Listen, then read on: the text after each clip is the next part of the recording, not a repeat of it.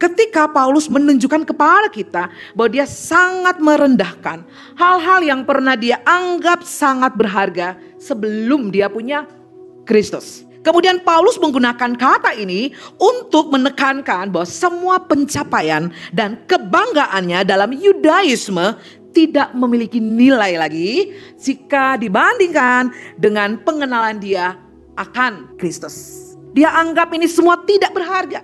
Dia anggap ini menjijikan. Yang penting saya sudah punya Kristus, saya sudah memperoleh Kristus, maka ini sudah tidak berguna lagi untuk saya. Ini menjijikan untuk saya. Padahal itu menjadi kebanggaan dia. Paulus ini dia memiliki kredensial, saudara. Ibarat kata dia lulus verifikasi. Wah, Yudaisme dia begini, saudara. Sesuatu yang menjadi kebanggaan orang-orang saat itu, kini tidak lagi demikian.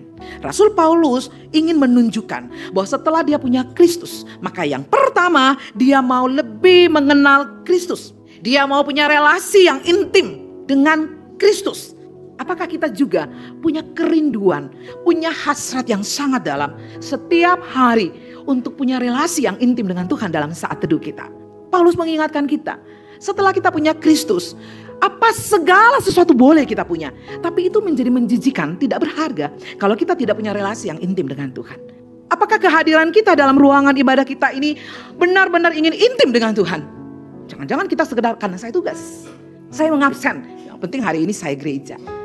Mari saudara, kita belajar hari ini mengenal Kristus lebih dalam, mengenal Dia, dan mau berelasi dengan intim, dengan kesungguhan bersama-sama dengan Dia.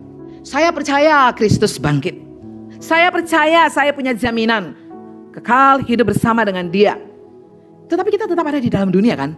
Ketika kita percaya tidak daneng, kita langsung di surga. Ternyata enggak. Kita tetap ada di dunia dengan segala tantangan, dengan segala pergumulan, dengan segala godaan-godaannya. Kita tetap ada di dalam dunia. Aku ingin merasakannya dengan penuh ketaatan. Karena jaminan itu sudah tersedia bagiku. Berjuang mengatasi dosa. Tuhan pasti bersama denganku. Bagaimana saya berjuang menghadapi tantangan-tantangan hidup.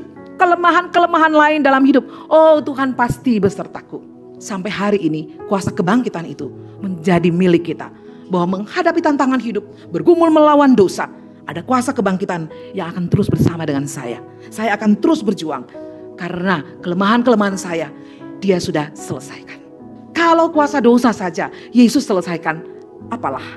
Masalah-masalah hidup di dunia itu hanya snack-snack saja, saudara. Itu hanya hal yang remeh bagi Tuhan. Kiranya kuasa kebangkitan itu terus menjadi pengharapan kita menjalani kehidupan kita di dunia ini. Setelah aku punya Kristus, pasti aku ditolak. Setelah aku punya Kristus, pasti ada begitu banyak orang yang tidak suka denganku.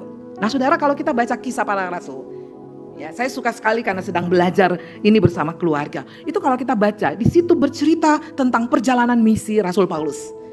Ada suka duka dan banyak sekali penolakan, saudara. Bagaimana dia ditampar, dia terpenjara, bukan karena kesalahan, tapi dia terpenjara karena imannya kepada Kristus. Inilah saudara, ketika dia punya Kristus, dia mau belajar bagaimana caranya supaya dia benar-benar siap menikmati persekutuan. Artinya apa?